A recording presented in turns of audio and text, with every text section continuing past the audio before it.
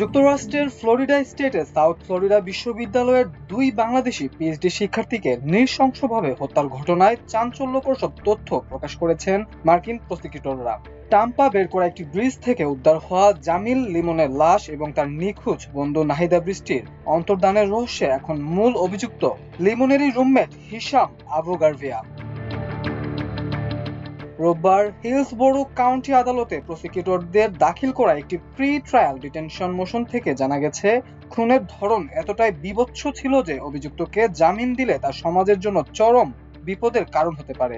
তদন্তকারীদের তথ্য মতে গত 16 এপ্রিল থেকে নিখোঁজ হওয়ার পর হাওয়ার্ড ফ্রাঙ্কল্যান্ড ব্রিজের উপর লিমনের ক্ষতবিক্ষত লাশ উদ্ধার করা হয়। ময়নাতদন্তের রিপোর্টে লিমনের শরীরে একাধিক ধারালো অস্ত্রের আঘাতের চিহ্ন পাওয়া গেছে। এর মধ্যে তার পিঠের নিচের দিকে একটি গভীর ক্ষত পাওয়া গেছে, যা তার লিভার ভেদ করে গিয়েছিল। প্রসিকিউটররা আদালতকে জানিয়েছেন, লিমনের বন্ধু নাহিদা বৃষ্টির পরিণতিও একই রকম হয়েছে এবং তাকেও একইভাবে ব্রিজের আশপাশ কোথাও ফেলে দেওয়া হয়েছে বলে তারা মনে করছেন। নাহিদা বৃষ্টির পরিবারকে ইতিমধ্যে তদন্তকারীরা জানিয়েছেন বৃষ্টি বেঁচে নেই। এর পেছনে বড় কারণ হিসেবে তারা লিমন ও হিশামের শেয়ার করা অ্যাপার্টমেন্টে বিপুল পরিমাণ রক্ত দেখেছেন। বৃষ্টির ভাই সিএনএন এর সহযোগী সংবাদ মাধ্যম ডব্লিউটিএসপি কে জানিয়েছেন, অ্যাপার্টমেন্টে পাওয়া রক্তের পরিমাণ দেখে গোয়েন্দারা নিশ্চিত যে সেখানে বড় ধরনের কোনো সহিংসতা ঘটেছে। উল্লেখ্য, রোববার রাতে হাওয়ার্ড ফ্রাঙ্কল্যান্ড ব্রিজের দক্ষিণ দিকের জলাশয় থেকে কিছু মানুষের দেহাংশ উদ্ধার করা হয়েছে, তবে ডিএনএ পরীক্ষার আগে তা বৃষ্টির কিনা তা নিশ্চিত করা যাচ্ছে না।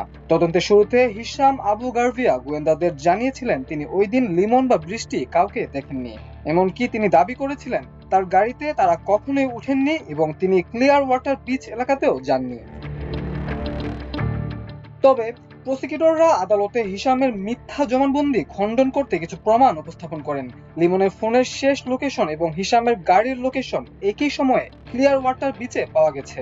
যখন তাকে এই প্রমাণের মুখোমুখি করা হয় তখন হিশাম তার বয়ান বদলে বলেন যে তিনি লিমন ও তার বান্ধবীকে সেখানে নামিয়ে দিতে গিয়েছিলেন। জেরা করার সময় গোয়েন্দারা হিশামের বাম হাতের কনিষ্ঠ আঙ্গুলে ব্যান্ডেজ দেখতে পান। হিশাম দাবি করেন পেঁয়াজ কাটতে গিয়ে তিনি ব্যথা পেয়েছেন, তবে প্রসিকিউটরদের ধারণা ধস্তাধস্তির সময় এই চোট লেগে থাকতে পারে। লিমন ও হিশামের অ্যাপার্টমেন্ট থেকে একটি সিভিএস ফার্মেসি রসিদ পাওয়া গেছে। 16 এপ্রিলের সেই রসিদে দেখা যায় হিশাম প্রচুর পরিমাণে ট্রাশ ব্যাগ, লাইজল ওয়াইপস এবং ট্রেবেজ কিনেছিলেন, যা মূলত খুনের আলামত রক্তের গন্ধ মোছার জন্য ব্যবহৃত হয়েছে বলে ধারণা করা হচ্ছে।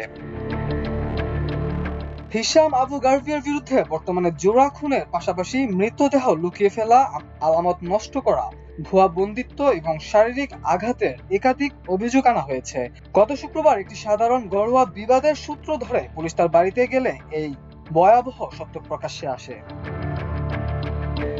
আগামী মঙ্গলবার হিশামের প্রি ট্রায়াল ডিটেনশন শুনানি অনুষ্ঠিত হবে। সেখানে প্রসিকিউটররা তাকে বিচার শেষ না হওয়া পর্যন্ত বিনা জামিনে কারাগারে রাখার পক্ষে যুক্তি দেবেন।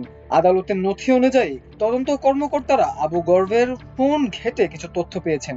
সেই তথ্য অনুযায়ী লিমন ও বৃষ্টি নিখোঁজ হওয়ার 3 দিন আগে থেকেই আবু গর্ভে চ্যাট জিপিটিকে একাধিক প্রশ্ন করেছিলেন। 13 এপ্রিল করা প্রথম প্রশ্নে তিনি একজন মানুষকে ডাস্টবিনে ফেলে দেওয়া সম্পর্কে জানতে চান।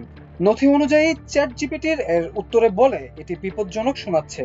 দুই পিএইচডি শিক্ষার্থী নিখোঁজ হওয়ার একদিন আগে আবু গর্ভে চ্যাট জিপিটিকে জিজ্ঞেস করেন একটি গাড়ির যানবাহন শনাক্তকরণ নম্বর অর্থাৎ ভিআইএন কি পরিবর্তন করা যায় এবং লাইসেন্স ছাড়া বাড়িতে কি বন্দুক রাখা যায়। শুধু লিমন ও বৃষ্টি নিখোঁজ হওয়ার আগেই নয়, বরং তারা নিখোঁজ হওয়ার 3 দিন পর আবু গর্ভে চ্যাট জিপিটিকে জিজ্ঞাসা করেছেন কেউ কি স্নাইপারের গুলিতে মাথায় আঘাত পাওয়ার পর বেঁচে গেছে এবং আমার প্রতিবেশীরা কি আমার বন্দুকের শব্দ শুনতে পাবে। নথিতে এমনটাই উল্লেখ আছে। এছাড়াও তিনি প্রশ্ন করেন কোনো ব্যক্তিকে যদি একটি কালো রঙের আবর্জনার ব্যাগে ভরে ডাস্টবিনে ফেলে দেওয়া হয় তাহলে কি ঘটতে পারে। মাল্টিমিডিয়া ডেস্ক, আমার দেশ।